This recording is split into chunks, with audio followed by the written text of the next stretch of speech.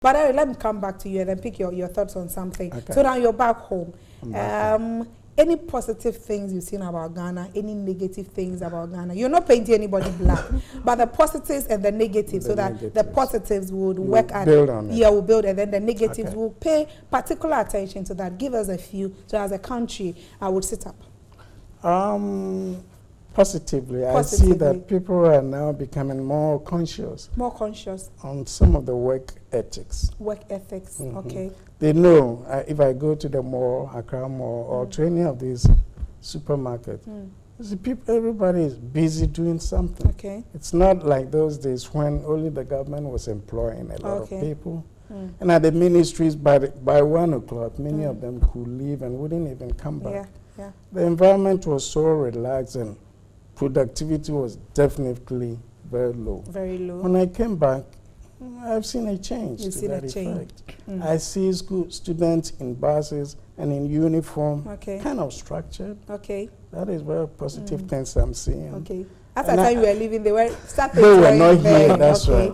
Okay. And also, when I was here, I knew that the father was the sole head of the family and was a caretaker, the provider, and almost everything. Almost everything. But when I came back, I see that some women are earning pretty good money. And so they're kind of supporting I'm loving this. the family. They love their children. They want them to go to better schools. And they're all chipping in here and there. So that's a very positive sign I'm seeing.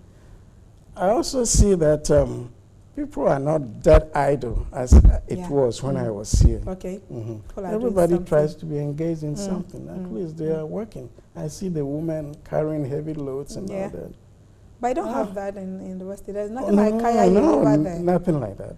Nobody does. Everybody shops in the mall, then you push it. You put it in the trolley, you push it. Somebody is forced to do that, he will be charged with abusing that person. The law is rigid on these things. So. Even on your animals. Even your animals, if you leave your animal on stray dog, for a certain number of days, a neighbor reports and you are gone. Here you see the dogs on the street. You see the dogs on the street. Cars and if you have a dog and it's not on leash and it poops anywhere and you are reported, you are held You pay some fine. But I see all this now happening. Good things are happening. And then the negative, you're talking about sanitation.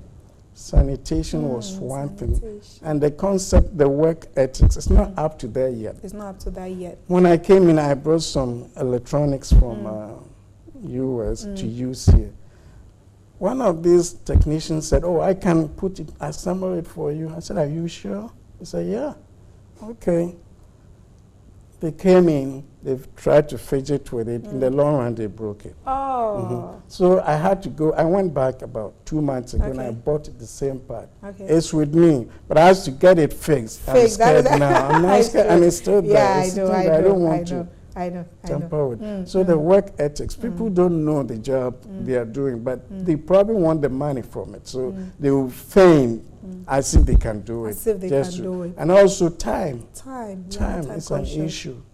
They say, you know what we say, Ghana man time? Have you heard Ghana man time? It's said there, actually. It said there? Yes, they let you know that not the African time. That's what they do. They understand. They know when they give you. When they give you the same 8 a.m., they tell you it's not African time. In churches, where we mix up with the Americans, they know that the Africans are always late and all that. We always 40 minutes late, 50 minutes late. They warn everyone that this is not African time. It is a Brony time. So they know. Wow. And you know that, I'll ask you this question and then you add your final words to it, then we are done with the conversation. When you say, Nipan Kasa, or your Brony Ejumasun or Yano? Yes. And I saw his own. So when it is a Brony Ejuma, they do it differently. Exactly. Do you know that? Have you observed that? Oh yes, it's true. It's true. And there's a reason why. It's because we know the level of discipline and who we are working for. And we know that there's a system in place that you can't just fool around.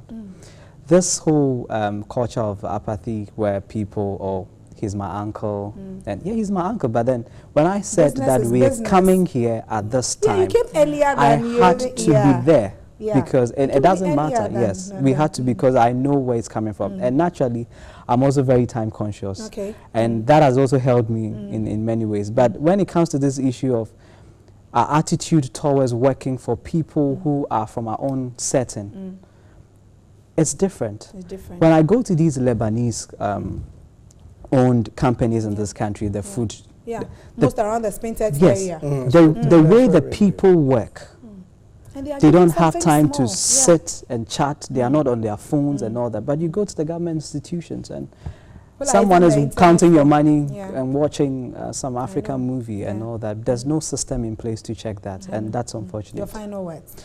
I would say that we can't use just a day to talk about culture. It's a lot of things. Even the way you write, it's a certain kind of culture. Your signature alone tells a lot about yourself. The way you dress. I mean, even the setting of this place tells the mind of the person who owns this place. And so you could use a lot of little things to talk about the thinking of a certain group of people.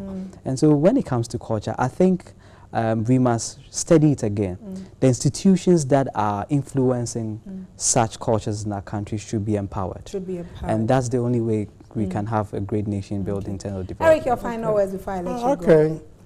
I'll also say that since we cannot stop this globalization from evolving, we have to be prepared for it. And that means adjusting our lifestyle. And how do we adjust to things we've never been taught to deal with? So a lot of teaching, gradual teaching, explaining things to people should be enforced. Okay. And also, Ghana actually is not too bad of us compared to other countries. We are pretty lucky. And so, you're doing well. I give you the thumb up to keep up what you're doing and try and always open your mind and accept good things. That will help you improve what you can do for your nation. Not always expecting from the government, but your own contribution to the That's progress. a punch. That's a punch. Now you have too much. Okay, so this is where we draw the curtains down on the point. I was in the studio with Ato Essiaw, who is the founder of Mindset Network. How is Mindset doing? We're doing well. We're doing well. Okay, so Ms. Onasa, you come and then we'll talk more. So mindset, culture start from the mind. So Quist is the founder of Mindset Network. And then Mr. Eric Ato Essiaw. Did I get your name right this time? Okay. He was with the George Mason University, Springfield, Virginia. Thank you so much. And then thank you for being a part of the show. So we take a quick break. Where we are back, we entertain you, and then we wrap up. Thank you so much once again. We take a break, we are back.